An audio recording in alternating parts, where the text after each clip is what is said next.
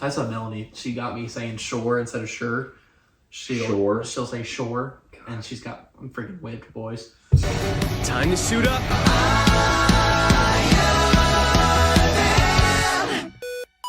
Hello, everybody. Welcome back to a new video. It's usual of Christian Hopkins.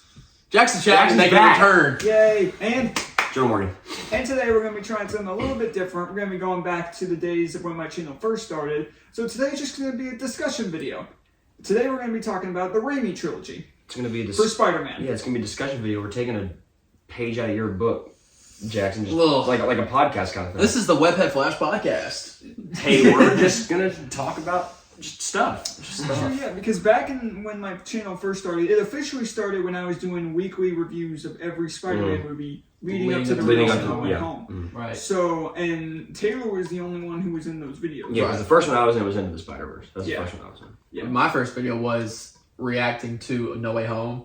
Yeah, the No Way Home review. Right, and I remember all of us were like, oh my gosh, it's the best freaking movie of all time. It's the best movie ever. Because we were on such a high because of Tobey, Andrew, and Tom Holland in there. And there in a short time period, there was No Way Home, and then we did Batman. We're like, oh, this is the best movie. And then, we got Batman right after that. We're like, oh, I think this is better than No Way Home. Yeah, true. But, yeah.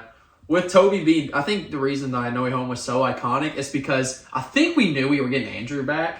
I don't think we knew that we were getting Andrew back. Yeah. But Tobey being, let's see, was his last Spider-Man was 08, 07, 08? 07. So that was a full... And it necessarily not being the best. Right. No. So that was a full, what is that, 14, 15 years out of 14 years Dude, out of being Spider-Man. Crazy. And he still looked great. He did look older in No Way Home, but it is what it is. But, I mean, in that first one, we can go ahead and start on the first one. Yeah. The dude did not look like a teenager, but he made it work. No, he in college. No, he very much. I mean, he got his powers when he was like 18, because the movie starts and it's like obviously the whole Uncle Ben thing, but like Uncle Ben had died, and it seemed like he had graduated high school like maybe days after. No, brother in college. Yeah. Brother looked like Especially when he, the scene of him getting in his room and he starts getting jacked. My gosh, I was like, if there's a teenager that looks like that. He was darn good Peter Parker, though. He's a nerd. Right. He's a nerd. I do think Tobey is the best Peter Parker of the three. Yes, I think so. He is the idea of, I'm a nerd, I'm socially awkward. Yes, he's very awkward. I love science, I love everything about school, but yet I'm a lazy bum that doesn't care about his homework, and I'm going to let my grades slip because I don't really care. He's one of those students that is so smart for his own good because he lets his grades slip up. He probably thinks it's beneath him to do all this stuff in high school, and he just wants to go home and invent things all the time. Yeah. For each one of these movies, we can bring up like their Rotten Tomatoes. This movie got a 90 on Rotten Tomatoes. I think it's deserved. It's a good score. Mm-hmm. I'd say that's deserved. This movie came out a year that 02? I was born. I was born in 02 as well. that we were born. Crazy, man. That's insanity. Yeah. I grew up with this movie because my brother loves Spider-Man 1. Yeah, I mean, I didn't grow up with these movies. I remember watching these movies like a couple years after the third one came out, but I just remember watching them and just like not caring as much. I was also younger, and at that point, my only hero that I was obsessed with was Iron Man. Right, because prime age of Iron Man. Primarily because of Armored Adventures. Right. But I was only into that, and then it was Andrew's first movie where I got hooked on Spider-Man. And I remember after that was when I went back to the Tobey movies and I had more appreciation for him because I cared more about Spider-Man at that point. And I do think, in my opinion, the first one I think is my favorite. No, it is my favorite. I think objectively I could say this is a contender for like the best. I'd say objectively the first one's the best. Yeah. Yes. But I think just encapsulating all live-action Spider-Man movies, I think this is the best, in my opinion. I think people give criticism to it because it's cringy. That's supposed to be. But it's supposed to be because he's Peter Parker. He's Peter so Parker awkward and he's awesome. supposed to be awkward. He's supposed to, like, his interactions with Mary Jane before they become a thing. Mary Jane. You're like, goodness, Peter got no riz, man. He got no game. No. But, you know. Also, so many quotable moments in this entire trilogy. Right. It's so funny. And Aunt May and Uncle Ben, they love him to death. And it's just, again, it's 2002, but he's supposed to be cringy because, I mean... He's supposed to be an awkward teenager. He's awkward teenager. And that's what... I think it heightens the lines of the other characters, too, because they're supposed to look normal. So then, like Aunt May sometimes or Uncle Ben's, they kind of like, oh, that's such a cliche line, like. With great power comes great responsibility. That's Spider-Man. Like, you have to have that. Yeah, and especially for a first movie. Right. Some people also say that Tobey Maguire is not the best actor in this movie. I think it lends well to him being just super awkward. Right. Because I would say he's a good actor in this movie. Yeah, I think he's good. He gets better as it goes in terms of acting, I think, but it lends well because he's so awkward in this movie. Yeah, and it helps because with the later movies, he starts getting more used to the role. Mm-hmm. Right. And this is like one of his, I don't know if this is, I would say this is his breakout movie too. Like, Toby? I would say so, yeah. Right. He has plenty of stuff beforehand and even some stuff afterwards. but this was his, okay, he's Spider-Man. Right. Once you become Spider-Man, everyone's going to remember you. Yeah. Because I think, like, when people say Tobey Maguire, I think their first thought is going to be Spider-Man. No one, I mean, yeah, you can... And he was in Seabiscuit the year you after. can do. I saw Seabiscuit. I mean, you can. Yeah, he's in Gatsby and stuff like that. But if someone says Tobey Maguire, you're going to say Spider-Man. They're going to say Spider-Man. So he got his big role in this, and obviously the first one is amazing. Second one amazing. Third one is the third one. It exists. Yeah, it's a movie of all time. But the first one, I thought, and I agree with you that. It has some of the features to be the best movie. I thought the action in this first one was phenomenal. Because Green Goblin's amazing. Green Goblin. Green Goblin has some combos. Green Goblin is the best movie villain for Spider-Man in terms of live action. That's a good take. But he's got some tough competition. Oh yeah, especially in the next movie. The next movie, yeah. Yeah. No, but Willem Dafoe, I love Willem Dafoe, and I really want him to be in more stuff. Like, there's a campaign for him to be Joker right now in the new DC movies. Because of Michael Keaton coming back to Batman. Yes. I think going back to the first one, my favorite, I guess, action scene is the house burn or the building burning. Yeah, the and Green Goblin acting like a mom with the child. Dude, that's so weird. And like the slow-mos are phenomenal. Oh, yeah. I've heard people say there's too many slow-mos in this movie. Go watch the Zack Snyder film and then come back and right. tell me there's too many slow-mos. Watch the Snyder cut. Literally the slow-mos of Peter looking at I'm about to say Joker grenade, but a Green Goblin grenade going right past his face. A pumpkin bomb. Right, a pumpkin bomb. And I loved it. And that whole scene is just very well done. And Willem Dafoe is also just creepy as all heck. Yeah. And it's awesome. And they expanded it a lot more in No Way Home. Mm-hmm. Right. He's so creepy. But his acting is really good. Yeah. No, I would agree with the 90% on Rotten Tomato for the first one. I think that's it got me hooked on Spider-Man because when I was a kid, I wish that my mom had pictures on Facebook. I had Spider-Man sheets. I had a Spider-Man fathead. I had some professional painter come and paint spiderwebs all throughout my walls in my old room. I wish I was as cool. Like, dude, you were a Spider-Man fan before I was. Yes, I was Webhead Flash before Webhead Flash. But no, I mean, I had every type of Spider-Man costume, and my mom would let me dress up as Spider-Man to go to Walmart with her. I had a Tobey Maguire Halloween costume as well.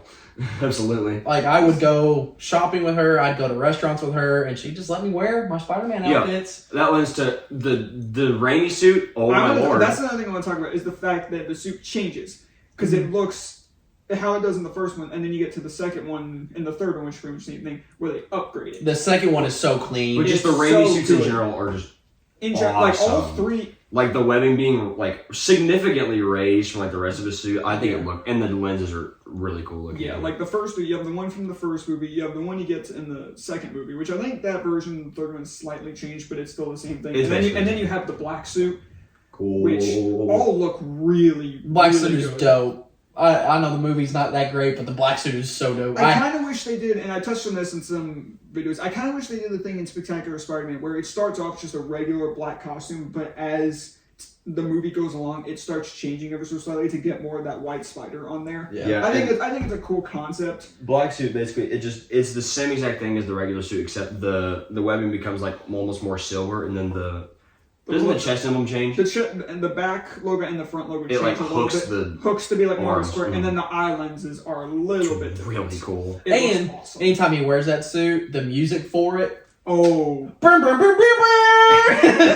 That's another thing, though. The music all throughout these movies. Raimi don't miss when it comes to music, man. Danny Elfman don't miss. Right. I mean, they got it locked down for sure. another scene that I loved is the Macho Man Randy Savage scene. Yeah. The fact that you got Macho Man Randy Savage. We appreciate that more than you do. Yeah. Because WWE fans, that is WWE. so cool. And I loved how Peter, in this trilogy, he kind of made his own suit. The other ones, they kind of just had like, I remember Andrew just kind of had like a mask, and then he wore like his normal clothes when he was first introducing Spider-Man. And then I don't even remember, did Tom do anything? He had like he had that little homemade suit that he wears at the very end of Homecoming. Okay. Yeah. But like, this was like a t-shirt. The scenes of him drawing and designing all this stuff. I loved that. That was a great scene. Great scene of just him like going through the trials and tribulations of, I want my look to be perfect because I know what I'm capable of. So like stuff like that, just I don't know. That's what makes Spider-Man, the Tobey trilogy, just so good, man. Yeah. Oh gosh. There's a lot of really good scenes just all throughout the first movie. There's really, when I think back on it, I don't really have any major issues with the first movie. Even Mary Jane. Right. I thought this was the one movie where I could tolerate her. Yeah, Kirsten Dunst.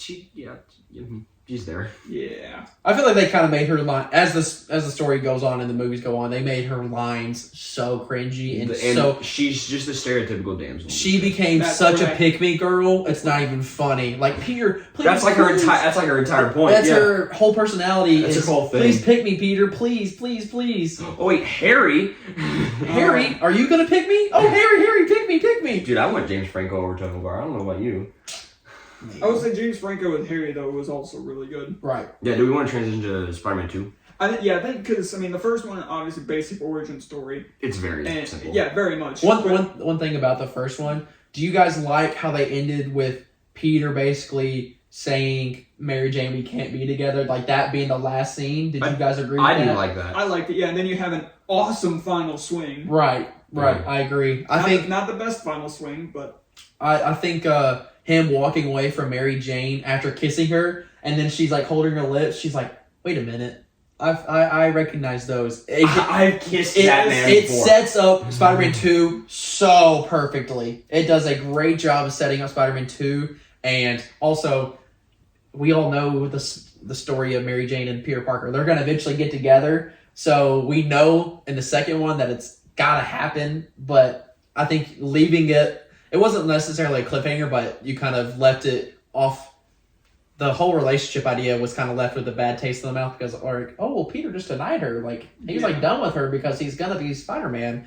But in the back of your mind, you're like, are they really done? Yeah. Peter's going to No, she's going to yell a lot more. She's going to scream so much more.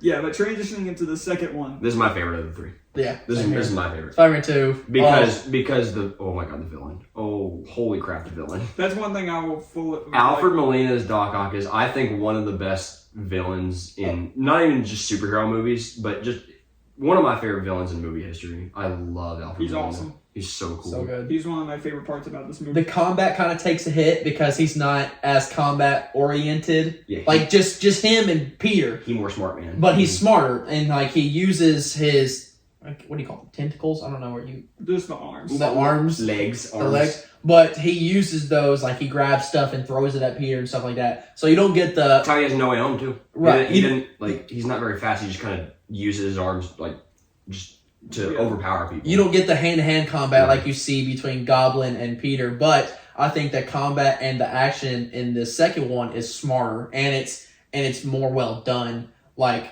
the scene of Doc Ock having Aunt May on the top of that bank or whatever they were at. Yeah. Oh my gosh, that was a great such scene. a good scene. So good. But nothing touches the train fight though. Oh, the train fight is unbeatable. This movie on Rotten Tomatoes got a 93 as opposed to Part 1's 90. That's deserving. Yeah, that's the train scene might be the best scene in Marvel history. I'm not gonna lie. it is I elite. won't argue with that. It's amazing. Elite. It is amazing. Mean, the fact that the people were so appreciative of him that when he took off his mask, they were like, he's just a kid. Like, he's one of us, and yet he's risking his life for us. He just put his life in front of this train to save all of us. Like, and they don't even say anything about his identity. Mm-hmm. They don't like. No, you're freaked out. Right. I think what's also great about this is the time period of it being 2004. Yeah. Mm-hmm. If this was made in 2023, everybody's getting their phones out. Oh my gosh, Peter Parker!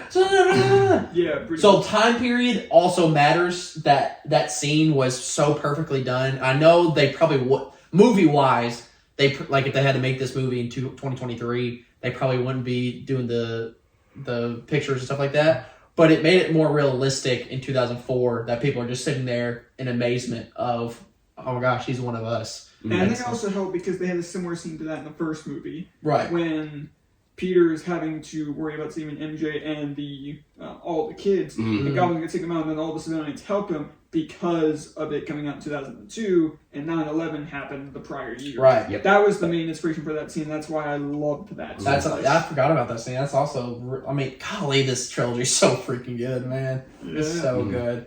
After Melina, him. And then we get to Kirsten Dunst. Christian, I know you want to talk about It's it. okay. She's bad, but it doesn't. I have some. No, it like. And not bad in like the she's attractive way. No. Oh no, that isn't like. It's at this point where I think she becomes so horribly written. Yeah. I'll go on record saying right now, I'm not as big a fan of this movie compared to other people. Well, I'm not going to say it's a bad movie. Definitely not. But I mean, if you guys saw my Spider-Man ranking, I had this one low. Yeah, and that's not saying like it's an objectively very low. No, everything I always say is subjective. In terms of like Spider-Man ranking, like in my ranking, I did put Amazing Spider-Man 2 above it, not objectively, because obviously, objectively this is above that one. But subjectively, if you were to tell me to watch TASM 2 or Spider-Man 2, I'm going TASM 2. I respect that. And one of the main reasons is because MJ in this movie. It's at this point she starts becoming so unbearable for me. Right. Because she treats Peter like such crap throughout this entire movie. And I wouldn't have as big of an issue with it if she didn't have that hint at the end of the first movie of, oh, he might be Spider-Man. Right. So still treats him like crap. Still with the idea of thinking, at least potentially thinking that he's Spider-Man, to then end the movie with, I think I always knew all this time. I'm like, then why'd you treat him like No, that? you didn't, you dummy. No, you Why'd you didn't. treat him like crap throughout this entire movie if you had some sort of That's idea that's like that he was picking- Spidey? I think that entirely changes if that scene at the end of the first one doesn't happen. Right. If the end of the first It'd movie been like, did oh, not okay. happen, if the end of that first movie didn't happen and she didn't say, oh, I think I always knew, if she didn't have that alone bumps this movie up. Right. Because if she didn't know, it would make the most sense for her to react that way of, my best friend, you're not showing up to any of my plays. But because she has that idea of thinking that he's Spider-Man, it ruins that for me. That's like FDU beating Purdue, and you're like, well, I had that in my bracket. No, you didn't. No, you did not. You had no idea they were going to win. I just get tears whenever I think about brackets this year, so. Yeah. But, like, I think I love the interaction between Harry and Peter because they're so tense the entire movie. Yeah. And that creates so much drama and creates so much, when is Harry going to find out? Because we had to know, eventually, Harry was going to find out that his best friend was Peter Parker. And eventually, he knew that he killed his father. But he didn't really kill his father. His father killed himself, sort of. Don't But tell also Harry. the fact that Peter just doesn't try defending himself. Right. Which I'm just like, and I remember Taylor going on a full rant about this in a review, but it's like, it doesn't really like bother me too much, but I'm also just like, and I get he was like trying to honor Norman's wishes of just like, don't tell Harry. But then you have the third movie where he starts attacking him and then he immediately says, I didn't kill your father, which I get he's attacking him, but at the same time I'm like, right. I feel like that's something you should like try and tell him, especially when the butler's going to do it anyways. And it also makes me think with the butler of why'd you wait so long to tell him? Right. I think. But I did love the tension between the two of them. Yeah, I think Peter was just trying to protect Harry's feelings because Harry wasn't getting over his father dying, but like I guess it gave him a purpose in life of trying to find his killer. And so if all he knew was that, oh, he actually killed himself, then I don't think Harry would have a purpose in his life. Because like we talked about, one of the first scenes is celebrating Peter's birthday. Yeah. And Harry's like, I'm going to find my father's killer. Like, that was his whole mission in that entire because movie. he thinks Peter is like kind of keeping Spider-Man from him because it's just like you're taking pictures of him. You must be all buddy with him. Right. And Peter's like, no, I'm not. Right. And so I think Peter's in the back of my mind like, man, Harry's only purpose right now in life is to find his father's killer. So if I can kind of keep him going in life, that kind of, I guess I see why Peter didn't say anything until really late in the trilogy. Yeah. So, one of my other bigger issues with the movie is, so Spidey's whole thing in this movie is, I'm depressed. He's sad. I'm losing my powers. He's sad. That's so stupid. I'm sorry. I don't like that. I love the idea of bringing in Spider-Man no more, like him quitting being Spider-Man. Right. That, love it. I just hate how his powers are so much connected to his mental state, to where I'm just like, not like that. but I think... I love your take on this stuff. No, I agree with your point, because him getting bit by the spider and then him just being in a bad mood shouldn't necessarily be the reason he's just doesn't have the Spider-Man powers anymore. He got bit by the spider, you have the Spider-Man powers. Yeah. That should be a lock. Like, you should never have to question, oh, do I have my powers anymore because I'm sad? No. I think I'm sad. I think I love the idea of him being so low in, like, just so low in life, like nothing's going right for him. But I think it should just play more as he just gives up being Spider-Man. And just, there was that kind of, there's scene where his life is starting to get back together. Like, he's doing better in school. He's doing better for the photography business. But then Jameson's like, well, I got no pictures of Spider-Man anymore. Oh my goodness, yeah, J. Jonah Jameson. Oh, right. Oh my absolutely. Yeah. Oh, amazing. Fantastic. Probably J.K. the definition of, like, perfect casting. Oh my gosh. They could not have picked it any... Pictures of Spider-Man. It's crap. I'll get $50 for it. You serious? Oh, what's one more? That's outrageous. Done. Done. Anyways, he was so perfect that they're like, hey, should we get him for Tom Holland, J. Jonah Jameson? Yes. Yes. Absolutely yes. Lost it in Far From Home. Absolutely yes.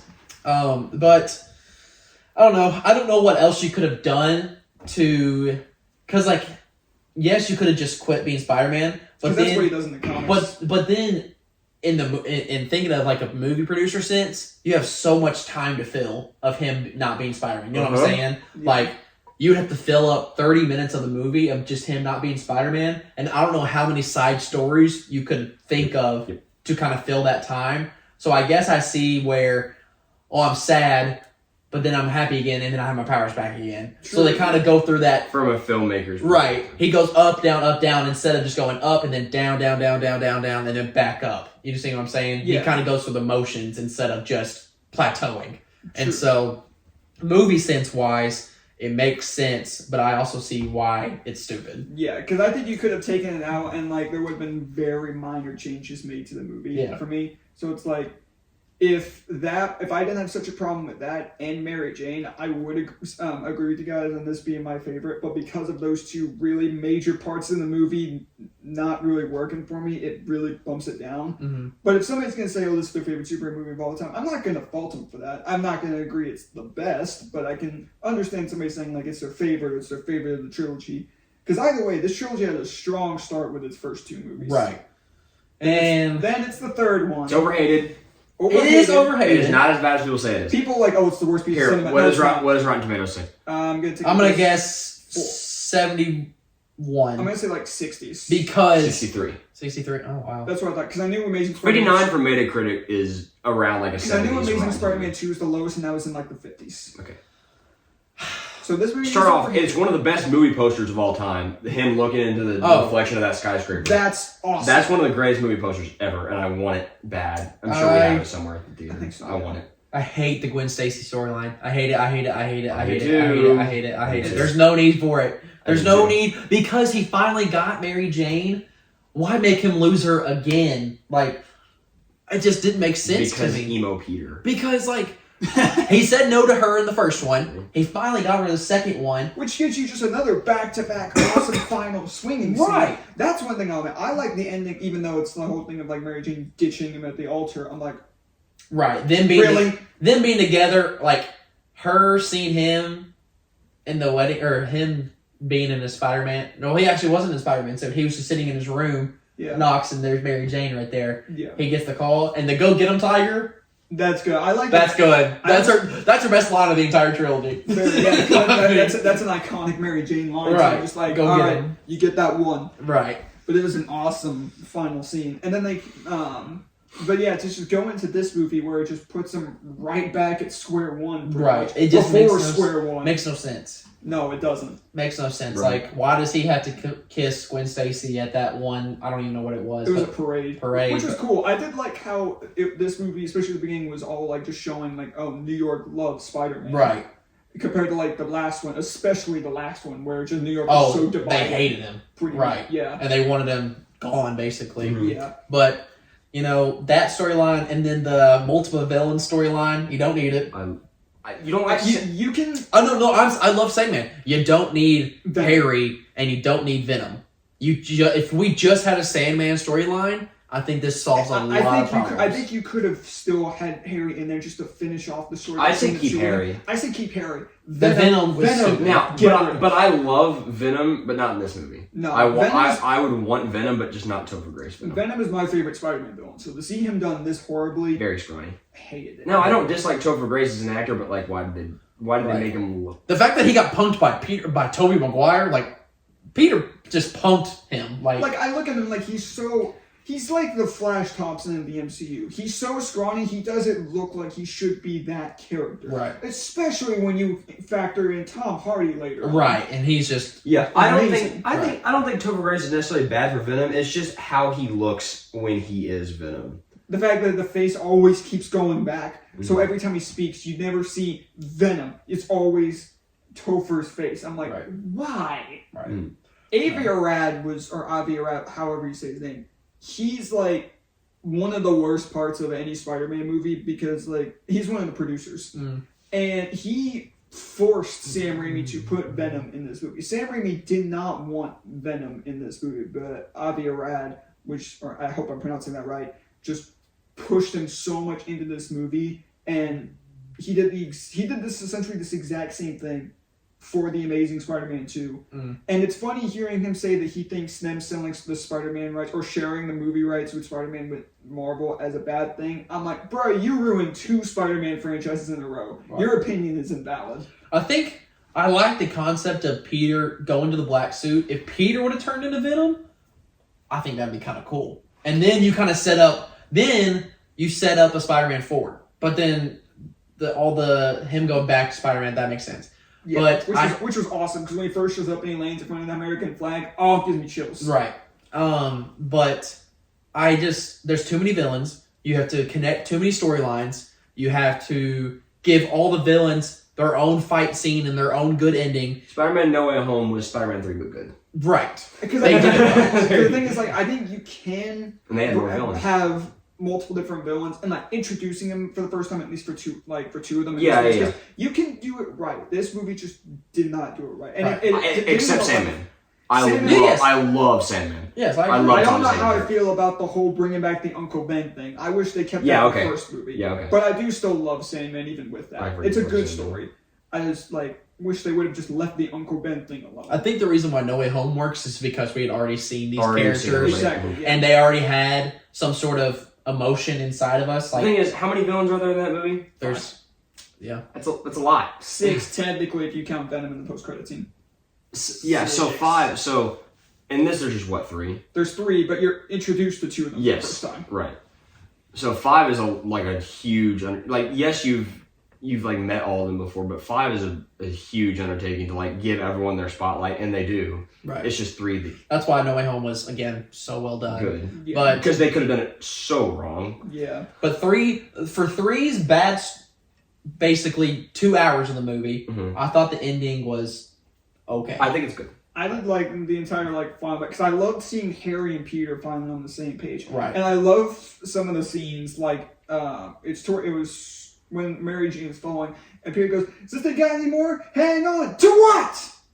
I don't know why that scene always gets me, but I love just seeing the 2 of them interact finally, because having gone essentially 2 movies basically not being on the same page, not being best friends, to going to the end of this movie where they're finally on the same page, it's satisfying, especially when when Harry does show up and you have the Raimi theme kick in as they do awesome. Right. Plus I kind of enjoyed the sunset scene of Harry, Mary Jane, and Peter all just kind of sitting on that skyscraper, just like that was kind of their moment of this trilogy's over. Even though I thought they probably thought they were getting a fourth one. They were. I mean, the fourth one was planned for May of 2011. Do we know what the story of that would even have been? I don't know what you could have done. I think a Mysterio kind of thing. I think Mysterio was a thought. I think the original play was going to be for Vulture. Okay. Because the thing is, like, it was going to be on that date. Sam Raimi wanted to push it back to July of 2012, but Sony refused, so they canceled it. And then they released The Amazing Spider-Man in July of 2012. So it was kind of a spit in the face of the Tobey trilogy. Of Raimi in particular. Right. So, but yeah, I kind of, even though it wasn't supposed to be their glorious ending, because I thought they were getting another one, I thought the sunset scene was kind of like... Yeah. It could serve as one. It could serve as, all right, this is your time, you're done as Spider-Man. So I enjoyed it. And that's probably one of the highlights of the movie, I think, is... Well, the final fight scene is actually pretty solid. The whole I did like it. gigantic Sandman, the Venom process of him getting destroyed by the bells and stuff like that. I think originally there was going to be like a much darker version of that fight, because when Venom turns into that big creature, I think it was originally shown that like Spidey wasn't going to pull Eddie out of it, but instead it was going to be like just bones he pulls out of it. And that would have been more. So Eddie like friggin' died. But yeah, I think like there's a good lot of this movie that is executed very well, and like there's just like if you had taken Venom out of it, I think that alone bumps the movie up. Yeah, because like nothing came out of them putting Venom in it. It was just like, hey, here's Venom. Because a big part of the final fight is just the big Sandman, and I think that alone would have been good. Thankfully, they didn't try to be like in No Way Home, be like, hey, here's Topher Grace's Venom. Yeah, make that one of the villains that they brought in. Yeah, they brought in the three good ones. Yeah, they brought in the good ones. The good ones. Overhated though. It also gives us one of the greatest like dance moves ever.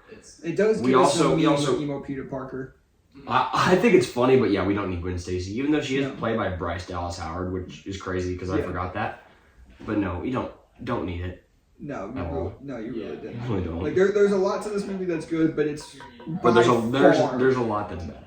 Yeah, there's a lot that's bad. My favorite part of the movie is probably Sandman's first scene. The first scene where he actually turns into Sandman. Okay, yeah, that was cool.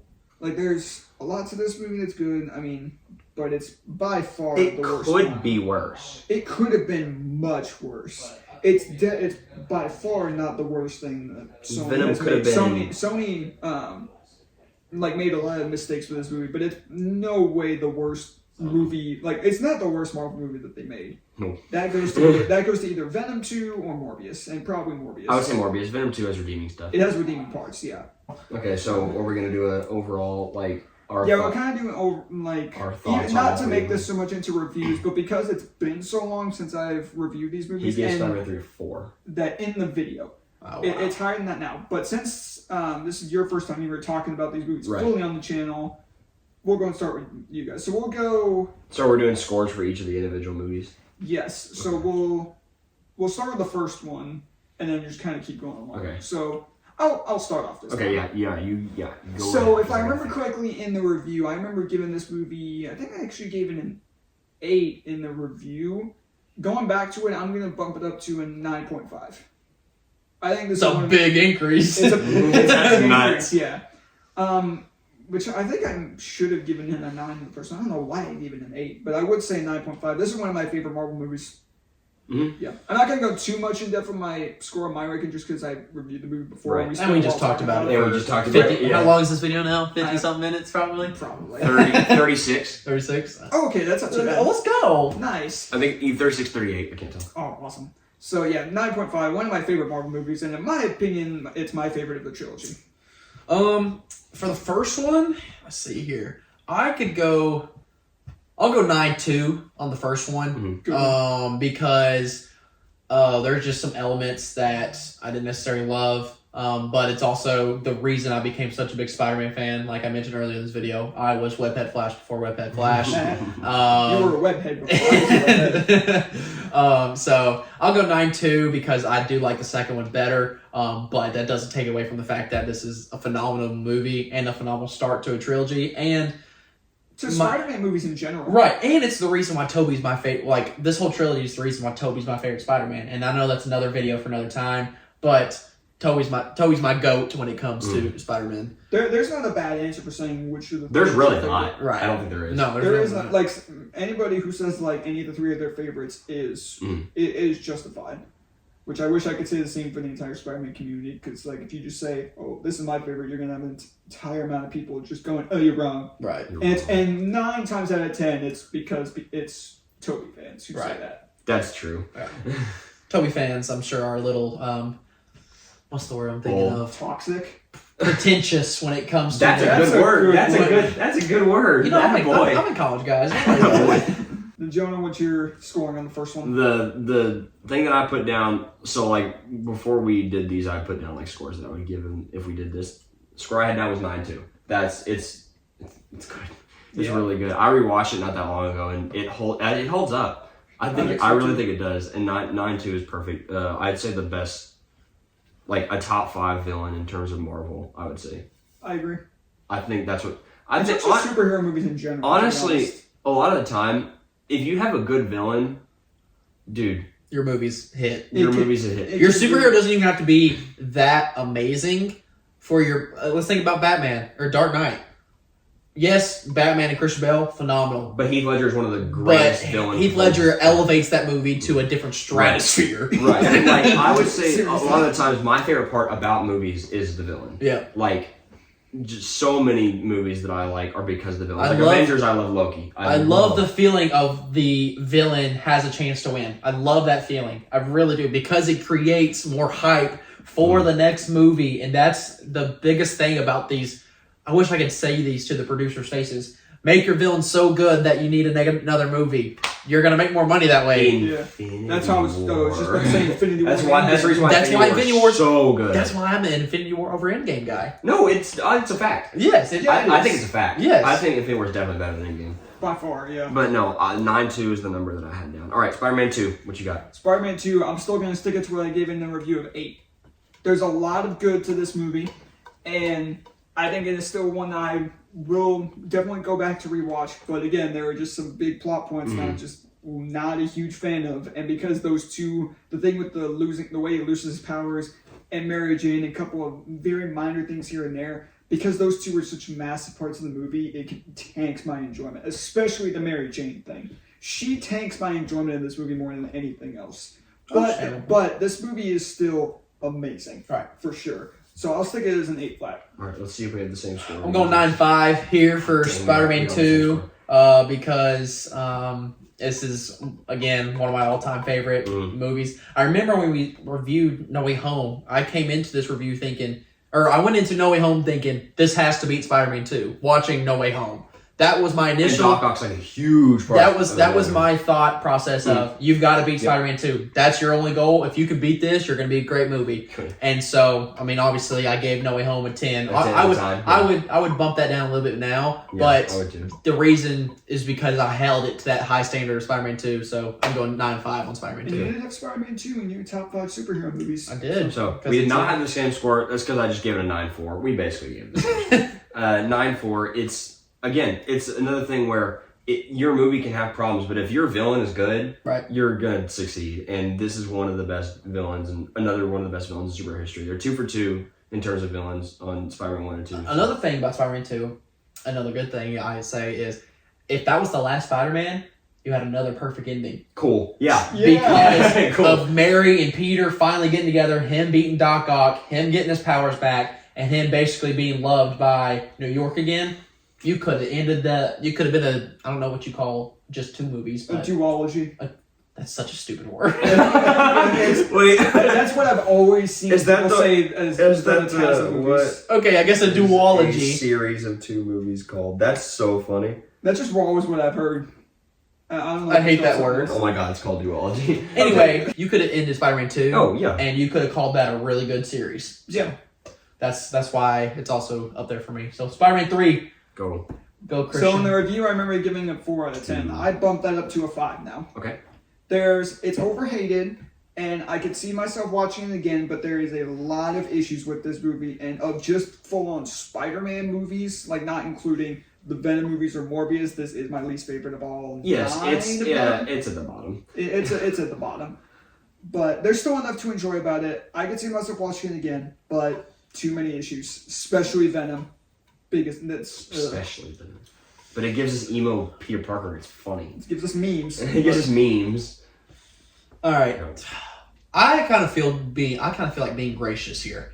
Oh, I'm going 6'5". Whoa. Here. Okay, I like that. I'm going 6'5" because that's not what I have, but I like that. A nostalgia factor plays into your That is true. Because when I was a 5-year-old expecting Spider-Man 3, oh my gosh, I was so excited. I went to that theater in my Spider-Man costume. Like, I was the kid. Decked out. Like, I was ready. That's honestly, like, one of my first movies I remember watching in a movie theater. Like, as a 5-year-old, that seriously is one of my first ones I was like, okay. It might actually be one of mine, too. I'm like, Mom, Dad, take me to this theater. I need to see this movie. I want to see the movie. Right. And obviously, as a 5-year-old, my initial reaction was, oh my gosh, that was amazing. Rewatching it now as a 21-year-old, you're like, wow, I'm old. I'm so old, man. Bro, I just turned 20. I'm old. But, like, it has its flaws, like we've talked about earlier. The whole Gwen Stacy scene, the whole too many villains, the too many storylines, whatever, yada, yada, yada. But yet, it's still somehow, I could go and watch it and not... I could watch it again. I would not have a bad time watching it. Yeah. I wouldn't. So, I'm going 6'5". I gave it a 6. I felt like being gracious because this is another one of those movies that I'm like, that's one of the first movies I remember being like pumped because I loved Spider-Man 2. Yeah. So like I could definitely go back and watch it. I think 6 is the cutoff to where anything under than that I'm like, do I want to watch it? Do I want to watch it again? I think 6 is like I could watch it again. That's fair. I'm like that, but like below like a 5. Right. Yeah. They're different standards. Because to me 5 is kind of like Anything like 4 and under, I just say is full on. Like I don't like. And so I did some quick calculations because I'm a math guy. Since we're talking about the whole trilogy, that averages out to an 8.2 for the entire trilogy for me. What was mine? 9.2 plus 9.5 plus 6.5. 8.4. 8.4. Can you do mine for me? What was yours? Mine was 9.5. Plus 8 plus 5. You're 7.5. 7.5. Ooh. You made this. So this trilogy is a C to you? You gotta bump up Spider-Man 3 to a 10. It's a C? Yeah, I don't know if I would. That's actually a good idea. Just like I think 8 to an 8.4 is. I think that's good. Yeah, it's a good B. It's a good B trilogy. It's a good B. Because 1 and 2 carry. It's like yes, listen, it's like your math grades. 1 and 2. You know, your first 2 grades. Exam 1 and 2, great. Exam 3, I didn't study for at all. Yeah, I don't know. Like I think it being that low. Give, I think it being that low comes from you giving Spider-Man 2 an 8. Right. Maybe, and then also me giving Spider-Man 3 a 5. Here, what if so because I wouldn't give the entire trilogy a 7 range. I would probably give the entire trilogy probably about range because I love the first one so much. Even if you gave Spider-Man 2 an 8.5, it would still average out to a 7.6.